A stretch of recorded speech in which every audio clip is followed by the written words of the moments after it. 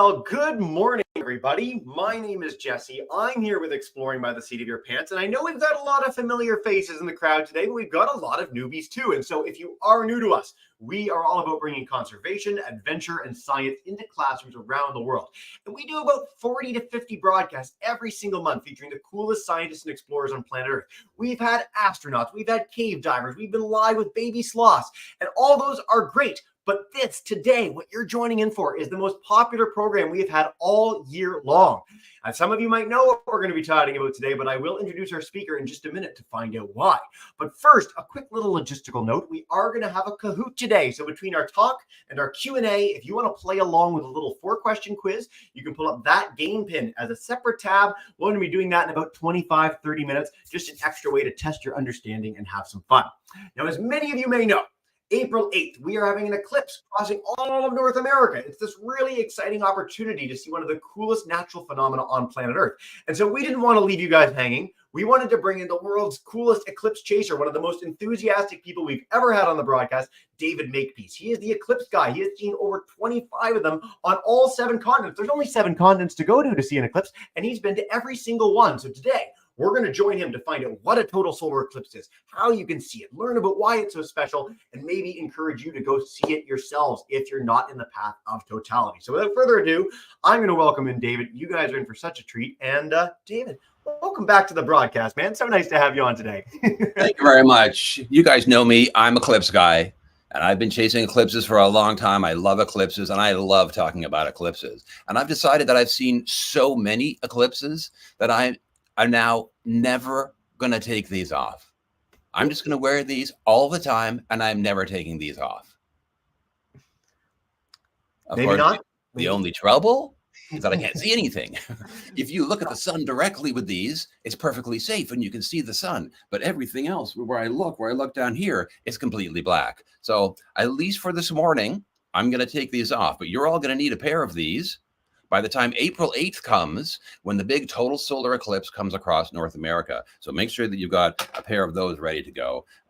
Everybody's going to need them. So there's a lot to talk about today. The eclipse is coming. Let's take a look at how eclipses work, what they are, why we're seeing them. We'll get some visuals up here to show. Here we go. Here we go.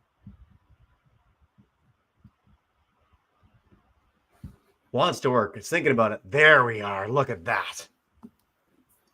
So what do we have here? Of course, this is the moon.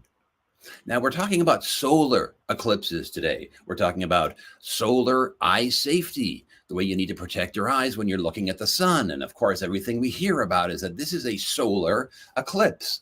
But in truth, what is doing all the magic during a solar eclipse? It's this guy right here. It's the moon. It's the moon that gets in front of the sun.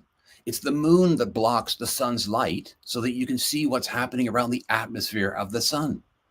This moon that we're seeing here, going through all of its phases in these fantastic images from the Lunar Reconnaissance Orbiter. Thanks, NASA.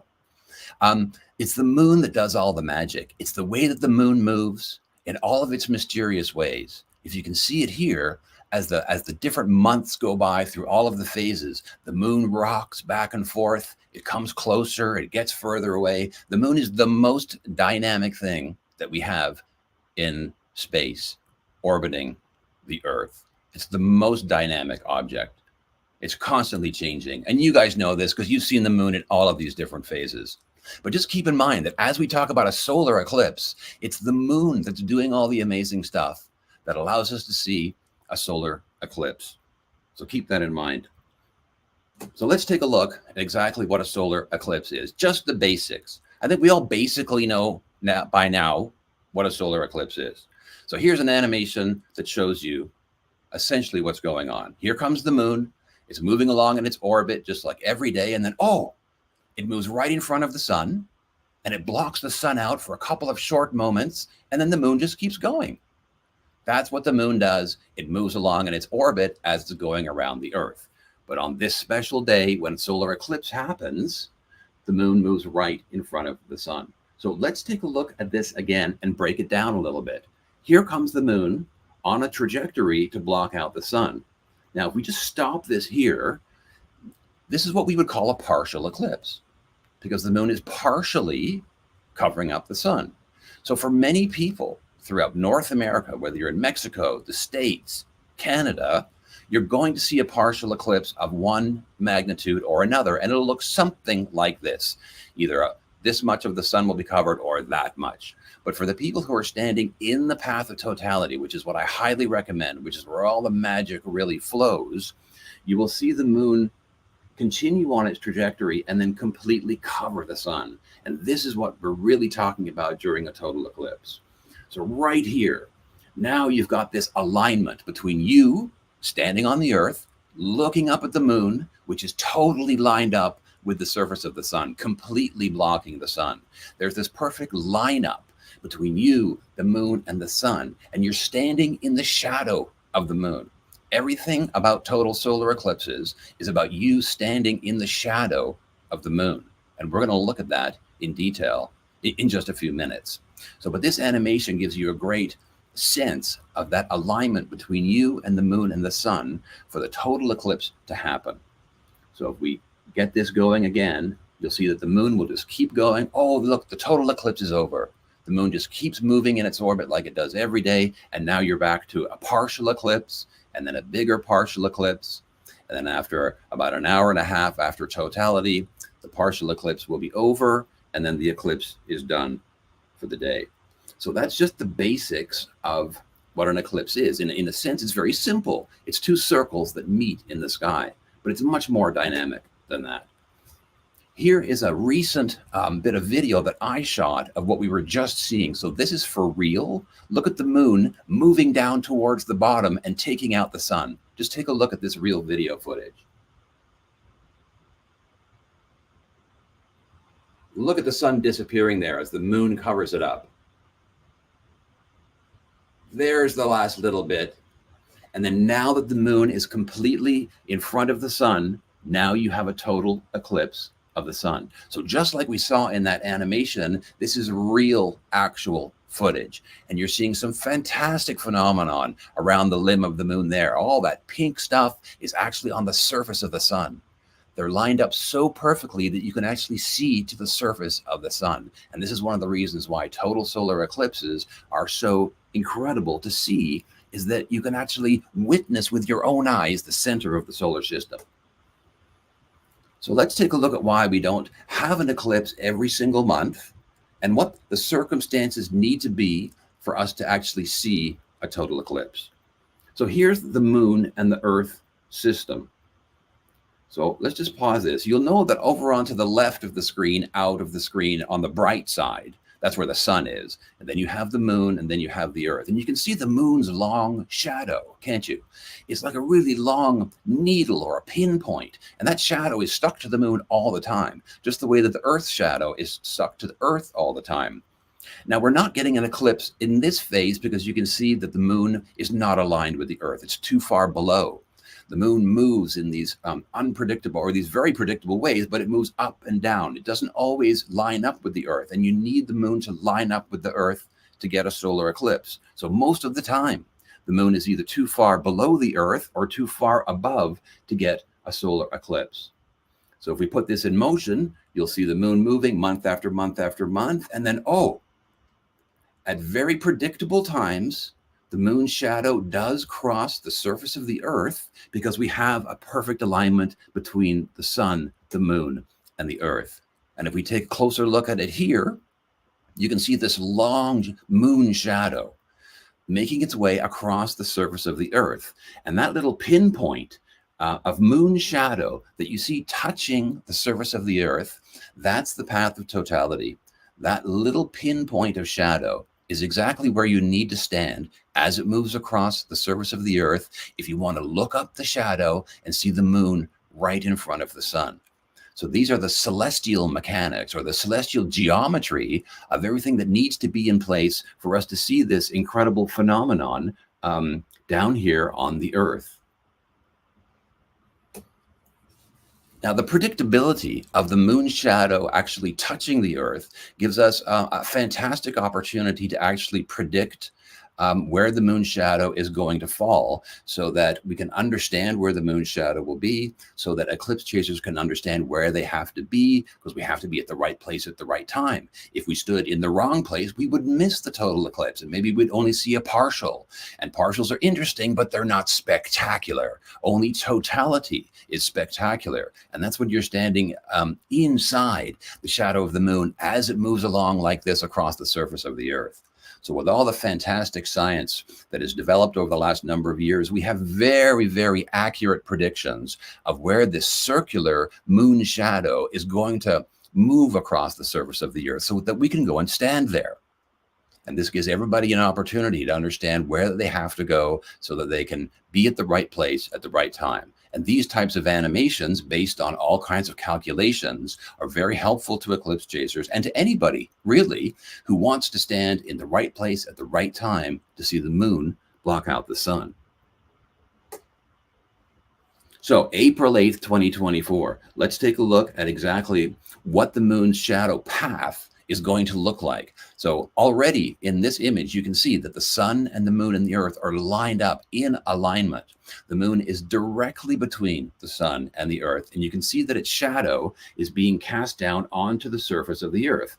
And those are the conditions that we need to see a solar eclipse, a total eclipse. So here's the path on April 8th. You can see the moon's shadow being projected through space off of the moon and then right down here onto the Earth. And this is the path that the total eclipse will take, first crossing Mexico, moving across the United States, and then up into Canada. If you want to see a total eclipse, you have to stand somewhere in this path. Let me just stop the animation here. Everywhere out to the east and out to the west, on either side of this red line of totality, we'll see a partial eclipse. Many millions of people will only see a partial eclipse on April 8th. But for the 30 million people who live immediately inside this path, they will see a total eclipse. And for anybody who decides to come into the path of totality to see this wondrous celestial event, they'll see a total eclipse from inside that path as well. As the eclipse day progresses, the moon's shadow will just move along. The orbit of the moon is dragging the shadow of the moon across the Earth the way that it does when we have this alignment. And then at some point, the sun and the moon will set, and then the eclipse day will be over. But it's incredible to look at this image and see how long and how thin the shadow of the moon actually is, but it still allows us to stand in it and look up at the sun. So let's take a look at some fantastic photography. Now that we've looked at what's happening in space, let's move down to the ground and see what's happening. And this shot from the space station, you can see that big black blotch on there on the surface of the Earth. That's the real moon shadow taken from the space station at one recent eclipse. So from the ground, this is what it looks like when the moon moves in front. This is a real photograph from Canadian eclipse chaser Andreas Gada. He took this amazing photograph that shows the corona. The corona comes into view during a total eclipse, and you're standing in the shadow of the moon here that we just saw moving across the surface of the Earth. So from down on the Earth, looking up, this is what a total eclipse looks like. This is a composite image of many different exposures, showing you what the atmosphere of the sun actually looks like if you had perfect eyesight. If you could see the faintest bits of the corona, you would see it something like this. But it's a vision to be able to look up into the sky and see the corona in one shape or another. The corona changes every eclipse that I've ever been to.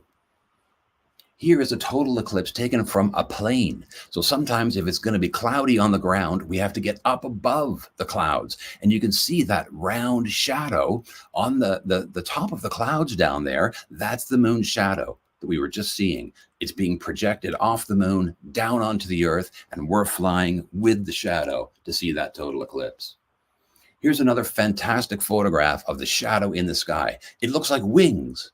You can see the two light parts at either side of the photograph. That's outside the total eclipse. You can see the shadow actually coming off the moon, and we're standing in that bottom part of the shadow there that's actually touching the Earth. And now this is the same eclipse. You can see the moon starting to move off the sun, bringing that sunlight back at the end of totality. So these are some fantastic photographs of what the experience of the eclipse is like actually on the ground. Now here's some video that shows us the action of the shadow coming in to the location where the total eclipse is. This is on a loop, so you're going to see this over and over again. But this is one of my all-time favorite pieces of video because it shows the shadow coming in. Just watch this a couple times. So just like we saw in the animations, the moon shadow is coming across the earth. You're standing in the right place. And then because the alignment is perfect and you're standing there, the shadow comes in, takes out the sun, and brings this unearthly twilight, this fantastic sky with the corona up in the sky. This is why eclipses are so amazing.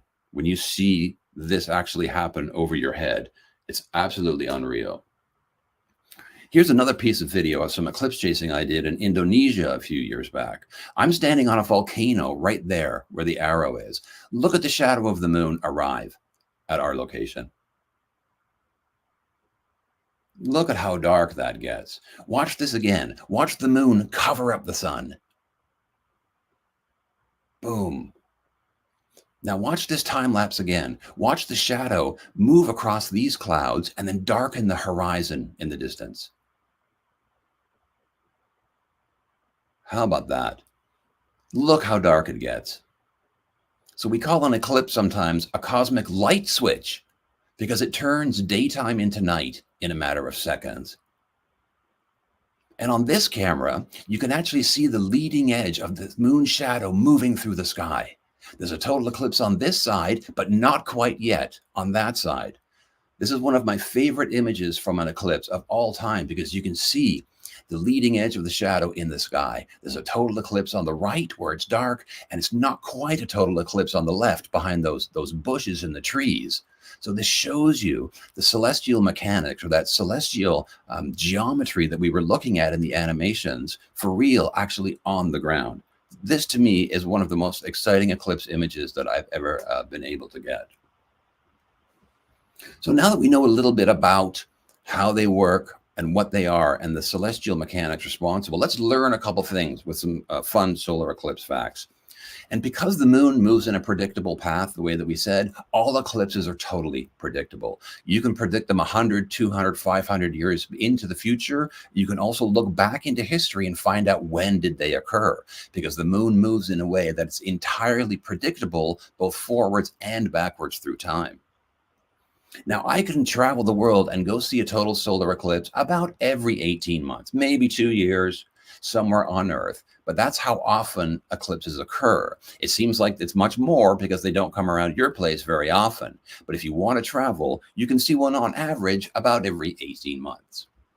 Now, if you don't want to travel and you want to stay in one place on the Earth, you have to wait 375 years on average for a total eclipse to come to you. Now, we're talking about this cycle that the moon is on that causes eclipses. It takes 18 years and 11 days for the moon to complete that cycle. And as a result, it causes eclipses, almost identical eclipses, reoccurring every 18 years, 11 days. This is one of my favorite facts about eclipses, is that the Saros cycle that the moon is doing causes repeating eclipses over and over and over and over again in 18-year chunks. Absolutely fascinating fact. Now, we saw in some of that video that I showed you earlier that the moon is perfectly aligned with the sun. And the reason is because of the great coincidence. The moon is 400 times smaller than the sun, but it's also 400 times closer than the sun. So those two equations put together means that the sun and the moon appear to be the same size in our sky. And that is an incredible coincidence that they line up so perfectly to show us this incredible phenomenon. Now, that phase of the eclipse where the moon does completely cover the sun is a word called totality. It's the total phase of the eclipse. That's a great word to know, especially if you're standing in the path of totality on April 8th. And most of the time, it's dark enough to see planets and stars in this twilight sky of a total eclipse.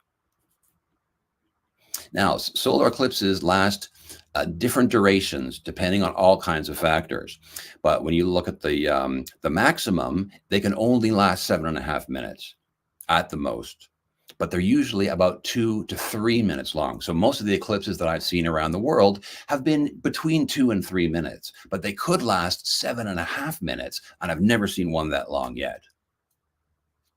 So Earth is the only place in the solar system that can see a total solar eclipse. They are unique to Earth. Even with the hundreds of moons that we have in the solar system, Earth is the only place where you can see a total solar eclipse. Now, the partial phases that we talked about and totality, where it gets dark, they're considered to be completely separate phenomenon. The partial phases, the sun is out, you have to protect your eyes. But during totality, the sun is missing and you can look at it with your naked eye. These are completely separate phenomenon, even though, of course, they're related as part of the same event. But it's very helpful to look at the partial eclipse and totality as being completely separate phenomenon, because they really are. So the average person will never see a total solar eclipse in their lifetime. When you take how rare they are, how long it takes for them to come around, that you have to travel to faraway places to see these, when you add up all of those circumstances, the average person will actually never see one of these things. So if you do manage to get into the path of totality on April 8th, that will be rare, because most people will never see these things. So I wanted to go into the partial eclipse a little bit more, because so many people throughout America and Mexico and Canada, this is what you're going to see on eclipse day. It's one magnitude of a partial eclipse or another. The moon might cover up a little bit more of the sun, or depending where you're standing, it might cover up a little bit less. But if you see what the moon is doing here on top of the sun, it's just moving by and it doesn't cover the sun completely. Okay, so this is your partial eclipse. Let's do it one more time. Most of us, this is what we're going to see. The moon will come along, it'll cover a certain amount of the sun, and then the moon will just keep going. So we're not standing in the right place in this case to see a total eclipse. So you have to have your eye protection. We're going to talk about that next. But a partial eclipse, I think, is what the majority of people are going to end up seeing on April 8th. So if that is the case, or even if you're going to see a total eclipse, but in the partial phase before totality comes, you've got to protect your eyes. It's really important, this whole part of understanding that if you want to look at the sun, you have to be able to protect your eyes. So the eclipse itself is not dangerous. It's the sun that you can't look at on any day, no matter what day. The only reason we want to look up on the eclipse day is that the moon and the sun are together and we want to see that. So the eclipse itself doesn't bring anything that's dangerous. The sun is dangerous to look at on any day. So this is what it looks like through some of those cardboard eclipse shades. Perfectly safe to look directly at the sun, and you'll see the moon moving along the face of the sun, and you can follow the progression of the eclipse through those glasses. They're basically made out of cardboard, and they have special filters so that you can look in there. And there is a safety standard that they're now printing on these eclipse glasses. So you want to be able to see this number on the glasses to know that they've been certified and they are safe to look through, because people do make fake glasses and sell them to people. So be aware of that. You have to buy these things from somebody that you trust. And there's a great list out there from the American Astronomical Society that you can reference. So another way to see the eclipse safely is looking through trees and bushes. Every little hole between all the bushes and between the leaves during an eclipse will reproduce the eclipse. It's like a little pinhole camera. So you can see all of these crescents on the ground. And this is just from trees filtering the light coming from the eclipse and showing the eclipse to you on the ground. This is a fantastic phenomenon. The other way to protect your eyes is to make a viewer similar to this out of a cereal box or any other kind of box. You just need to put a little pinhole onto one side and open up the other side, and you look into the box with the sun behind your back. And then the light comes in the box through that little hole, and just like the leaves through the trees, it projects a little bit of the eclipse into the box, and you watch it from there. So that's a very safe way to do it. And there's lots of videos online about how to make pinhole projectors for the eclipse. Another way to look at this is to make a weave out of your hands. Take a look at this. There's the eclipse in between your fingers. So it's just like the tiny pinhole in the box. It's just like the little space between the leaves of the bushes. Little holes will reproduce the light source, which in this case is an eclipsed sun. It even works with stuff from your kitchen. Okay, so here's a colander, which we normally use for vegetables, but all those holes are showing you the phase of the eclipse right at that moment. Now, the safest way to watch the eclipse, especially the partial phases, of course, the partial phases, is with some kind of a telescope or binoculars that have this solar filter. Then you can project the image coming out of the telescope or the binoculars onto a surface, and you don't have to look up to the sky at all. So if you've got some people from an astronomy club or some professional people who know what they're doing and they have equipment like this is a very safe way to watch the eclipse because you're looking down, not up into the sky. And it's really fun to watch the entire phase of the eclipse like this on a piece of cardboard. So hopefully some of you will have that experience. So let's take a look at some people who lost their minds. Here's a little video. And yours truly almost cried. People here are literally cheering as this takes place. This is just a phenomenal feeling. It's hard to describe what it's like being inside the path of totality. People here are literally cheering. Within minutes, day turned to night as the temperature dropped, right before an amazing show high in the sky. It took your breath for a minute. Yeah, I was like, and then I was like, oh my God, this is really happening. And before I knew it, it was over and I was sad. This is something that I will be dreaming about and thinking about for the rest of my life. Crowds erupted in Carbondale, Illinois, where the darkness lasted longer than nearly anywhere else in the country. Unbelievable. I'm so glad we got to see it. Now we can look at it. Oh my God. There it is. Wow. You can see the stars. You can see the planets. Oh my God. You guys, I'm actually crying. This is the most incredible thing I've ever seen in my entire life. Oh, it's emotional. I can't explain why, but it is. We had tears, we had screams, we had fireworks during totality, but it just took my breath away, the whole thing. It's really cool that you can see the corona and you see the sun kind of spewing out from behind the moon.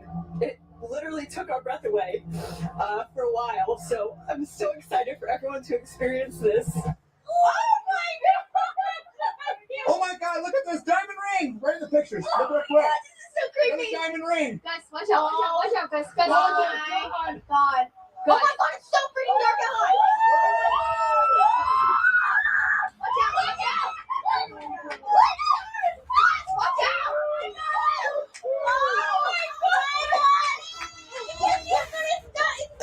Oh my God. That's Venus. Oh my God. Okay, so I mean, if you're interested in losing your mind, like those people, I would recommend getting into the path of totality on April 8th, 2024. So, and here's the path. You can find this online as well if you want to check exactly where it is. But I highly recommend losing your mind, like those people, and get into the path of totality. If you can't and you're in the partial eclipse area, it will be very interesting, and it's absolutely worth getting out, protecting your eyes, and seeing this thing. Now, I've got one little special thing that I want to throw in here at the end. Scientists have just come up with a prediction of what the solar corona might look like on April 8th, based on the recent solar activity. So the surface of the sun, or the sun as a whole, has been very active in recent weeks. Using special science, they can actually predict a model of what the corona might look like based on the current activity of the sun. And it might look like something just like this. So to me, this is a very exciting image, because it gives you an idea of what you might see in the sky if you choose to go on April 8th. And I hope you do.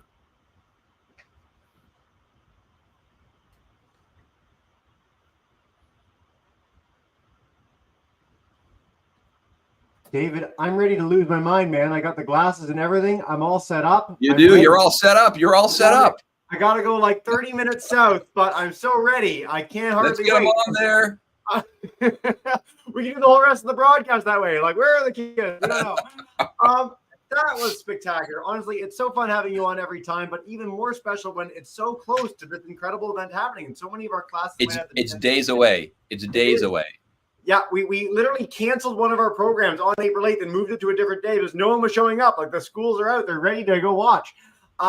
Guys, we're going to do our Kahoot together. We're going to do a brief 4-question quiz, have a little fun, test your understanding, and go for bragging rights. What you win from this Kahoot is David and I's everlasting respect, which I think is pretty cool.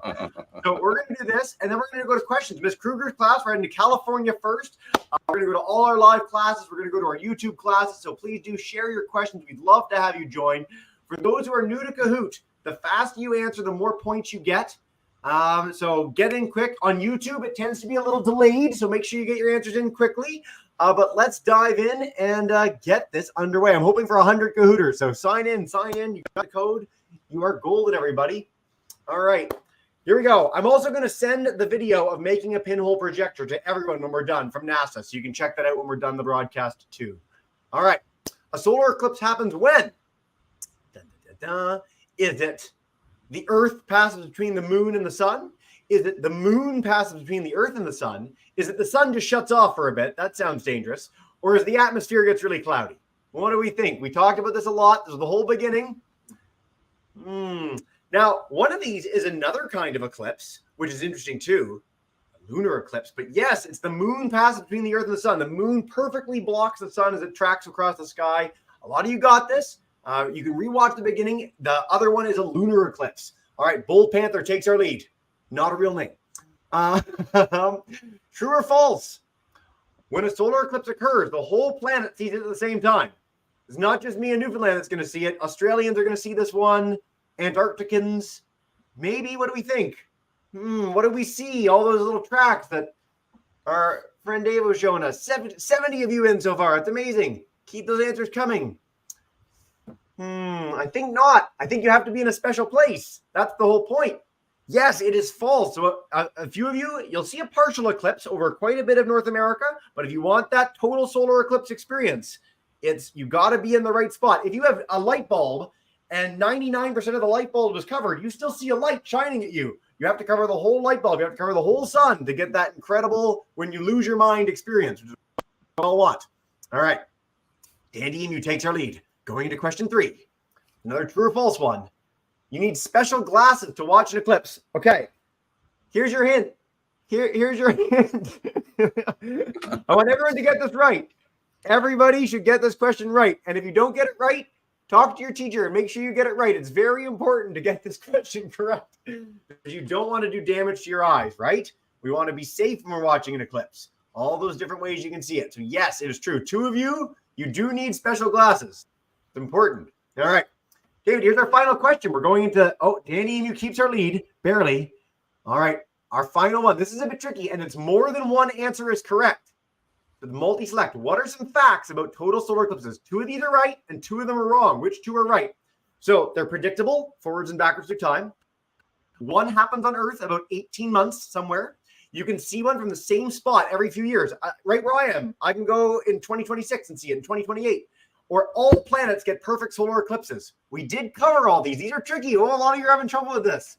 So yes, David, they're predictable. 400 years in the future, we can know when the solar eclipse is going to happen. That's amazing.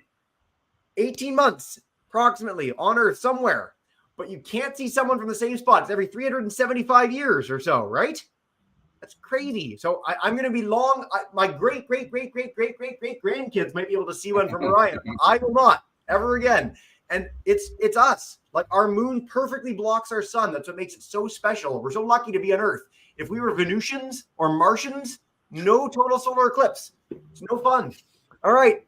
Let's see our leaderboard. Let us know if you are Fuzzy Lion or Winged Wolf or number 1, drum roll please, is Dandy Emu for the win. Okay, way to go, everybody. Thanks for everyone for playing. That was a lot of fun.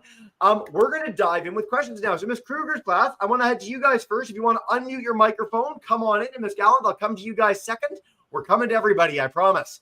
But Cerritos, hello, guys. Do you guys have questions? Welcome in. Whoa. Oh, no. That's not what. Do you have questions? Anybody have questions? Nope, we covered it all. Nope. That's okay. You covered We it can come all. back in a minute. if you'd Okay, like. thanks. Perfect. We'll do that. We'll head to Miss Gallen's class. Come on in, unmute your mic, guys. And YouTubers, feel free to ask questions as well. Hello. Grade 5s, welcome in. Hello. Normally I get the kids to ask a question, folks, we're wondering, should anyone be afraid of the eclipse? Yeah, good question. I would say there's no reason to be afraid of the eclipse at all. As we said, the eclipse doesn't bring anything dangerous in and of itself. The only thing that we need to be concerned about is that it could be dangerous to look at the sun on any day. And it's just the eclipse happening with the moon and the sun being together in the sky that gives you a reason to want to look up into the direction of the sun. That's where the danger comes from, is that there's a reason to look up there. But the sun is dangerous on any day of the week. So there's no reason to be fearful of it at all. In fact, it's the most wondrous event that you could possibly witness. It's actually quite enlightening and fulfilling, and you'll feel almost every emotion known to humankind when you stand in the shadow of the moon. So I would say no fear. No fear. I can't wait. I'm so excited. A little over a week. Miss Fancy's class, we're going to head to you guys. You guys always have such great questions. So unmute, come on in and take us away. Hey, guys. Okay, go ahead. Do you need a special lens for your phone to take a picture of this eclipse? Oh, cool question. Nice glasses too, by the way. Way to go. So if you want to take a picture with your phone of the partial phase, you're going to need to put all kinds of special stuff on your phone. You'll need a little telephoto lens that you have to attach on there. Then you need a solar filter just to get you a bit of a zoomed in look, because the sun is so far away, mostly for cell phones or any kind of mobile phone, the picture will be tiny. So I would recommend not doing that, because you'd have to get all kinds of special stuff to outfit your smartphone with a telephoto and a solar filter. So I would say don't do that. But if you're in the zone of totality, along that path of totality where the moon will block the sun, then during the total eclipse phase, then you can take pictures without any of that stuff, because you don't need a solar filter. So take pictures of totality, but don't bother taking pictures of the partial phases with your phone. Great question, guys. I'm so hoping you were going to get one like that. So that's awesome, guys. All right, Raymond, Alberta, we're going to head to you guys. Come on in. Miss Taylor, I'm coming to you soon. Our Viola Desmond class, we're coming to everyone, I promise, and some YouTube ones as well. Hey, guys, welcome in. How many solar eclipses have you seen? Yeah. That's a great question. So I've seen 26 solar eclipses of all kinds around the world. And that's this one that's coming up on April 8th is my 18th total eclipse. And then I've seen annular eclipses and partial eclipses in different places around the world. Of course, I love total eclipses the most. That's why I've seen 17 today. And then on April 8th, it'll be my 18th eclipse. Oh, Totally. lucky you. That's so extraordinary. I'm so excited to see my first. As I've said, I think for a lot of our students, it's their first. In fact, I'm going to take a question from one of our YouTube classes that's in the path of totality. They're in Hamilton, Ontario, where a lot of Torontonians are going. Khalid wants to know when they're going to be in the path of totality again. So if they're in Hamilton, what's next? I know we covered this a bit, but share again. I'm gonna say 375 years, because that's on average how long it takes for it to come back exactly to the same place. There might be a total eclipse nearby. So in 2044 and 2045, you can travel nearby on the continent to see another total eclipse, but you have to go there to see it. If you want to stay in Hamilton and wait for another one to come by without traveling, 375 years from now. Wow. So again, don't wait for that. Go on April 8th if you can. Miss Taylor's class, we're going to go to St. John, New Brunswick. Hey, guys, unmute your mic and come join us. Hey. Go on up, Bentley. Oh. Yeah. Hey, man. Ask your question. So Bentley wanted to know what has been the longest total solar eclipse that you saw. Ooh. So that's a great question too. And isn't it funny that the longest total eclipse that I ever saw was the first one that I ever saw 33 years ago. And I didn't know at the time anything about eclipses, and I didn't know what I was getting into. And I didn't know that I was about to see the century's longest total eclipse. And I saw totality for 6 minutes and 35 seconds, Wow. almost the maximum. Yeah. I think ours here in Newfoundland, I got to go 20 minutes south. It's about 2 minutes and 12 seconds. So it's going to be spectacular. No clouds, no clouds. No clouds, no Great clouds. question, guys. Time flies and you're having fun. So we're going to do a few more questions together. And then what I'll note on the 40-minute mark, if you want to find out more about David's amazing adventures, eclipseguy.com. If you want to track where you're likely to see the eclipse or where you can go and make sure you see totality, eclipse2024.org. And as I said, we are going to email all the classes with how to make a pinhole camera. So if you want to see the eclipse in a safe way and you can't get glasses like these, they're getting hard to find in some places, that'll be a great way to do so. But I'm going to head to Viola Desmond, our 6-1 class. I'll head to you guys, and then Miss Kruger's class. If you do have a question, let me know in the chat and I'll come to you right after to wrap up. But hey guys, What interested you to start learning about the solar system? So you know the answer to that is that I saw a total solar eclipse 33 years ago. So before that, I loved the moon. I thought the moon was really cool, but I didn't really have the interest in space and in the fact that we're flying through space every minute of our lives because we're on a planet that's flying through space. I didn't think about those things. After I saw a total eclipse, it made me realize that we live in a solar system that is constantly moving and that we're part of the solar system. So once I saw that amazing sight in the sky, it started my whole interest in space and in the solar system. Really cool that a personal experience led to that. A lot of people, it's something that they saw in school or that they read about. But again, it's one of the most profound natural phenomena you can see on planet Earth. And it really is. You've certainly pitched it well today as an ambassador for the eclipse experience. Ms. Kruger's class, I will head back. If you guys have a question before we wrap up together, I just want to say a big thank you as well. And all our classes, we are going to stick around for a big thank you and goodbye for David at the end. But come on in if you've got a question for us. Hey, guys. One question was, have you ever seen a hybrid eclipse? Ooh. So that's interesting because the video that I showed you at the beginning, the third video, the real video footage of the moon slowly covering up the sun, that was a hybrid. So what a hybrid really means is that a part of it is a total eclipse. And then at the far ends of the eclipse path, it's actually an annular or that ring of fire. And because of the nature of the way that the shadow of the moon touches the surface of the earth, by the time the surface comes up, it takes you into a total eclipse. But at the edges, the shadow moves and becomes a ring eclipse. So there's the very interesting hybrid. So hybrid, you can't really see both things. You have to stand in one place and observe what comes over you. So I saw the very short total eclipse phase of a hybrid eclipse in Australia last time. Ooh, how neat is that? I'm going to take one more question. I lied. I'm bad at this, but we've got an extra minute, so I'll ask it. Ms. Gallen's class wanted to know about lunar eclipses. I know we're focusing on TSEs today, but for a lunar eclipse, where do we next see that? Is it the same sort of deal? What's going on? Well, lunar eclipses happen usually within a couple of weeks of a solar eclipse. Once the moon is in the right position in that alignment, it'll cause a solar eclipse on one side, and then there'll be a lunar eclipse 2 weeks afterwards on the other side when the moon goes behind the Earth. So you've got to keep an eye on the total lunar eclipses, though. There isn't one for the next couple of years that, to my memory. So I think there is just a couple of days ago, there was a very minor during the full moon, there was a minor lunar eclipse because the moon is in that alignment phase right now as we speak. And that's what's going to cause the total eclipse of the sun on April the 8th. So they do come in pairs, but it's not always a total lunar eclipse. David, do you have like a couple more minutes for questions? We got so many, and I just want to make sure. Okay, cool. And then we'll say goodbye with everyone. I know you guys might need to go to your next class, but Miss Swangshu's class, you had a great question in the chat. I'll bring you on to say it live. Hi, fourth graders. Share this. We've never had this question for you ever. What would happen when it goes black? What would happen to the weather? Well, okay, so first, it doesn't exactly go black. I'm sure that what we're talking about here is during totality. The sky becomes a very deep azure blue, like about a half an hour after the sun has gone down. So it's twilight. It's very deep blue. But the weather doesn't really change that much other than because you're standing in a shadow, which is blocking the sun, the temperature goes way down.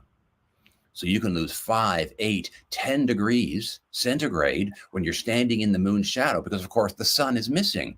So you're cooling down the entire time that you're standing inside the shadow of the moon. That's the major thing that happens to your environment. And the weather doesn't really change all that much, not really. Some clouds maybe will disappear. You might get a little bit of extra wind. But the major thing is that the cooling effect that you get from standing in a shadow. How neat is that? All right, we're going to take two more before we wrap up together. Rapid fire round, everybody, and then we're going to let David get back to all his media interviews. Raymond, Alberta. Hi, guys. Yo, chat. Any questions for us? Sit down, chat.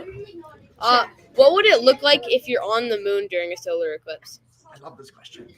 So that would depend on whether you're looking towards the sun or looking towards the earth. If you were on the moon during a solar eclipse and you were looking towards the sun, it would just be crazy bright like daytime. So it'd be almost like you've moved from the earth up to the moon and you're just looking at the sun. So it would be daytime on the moon, and it would be very much like it would be daytime on the earth. But if you were facing the other way and you were looking down, then you would see the shadow that the moon was creating, and you'd actually see it from being out there moving across the surface of the earth.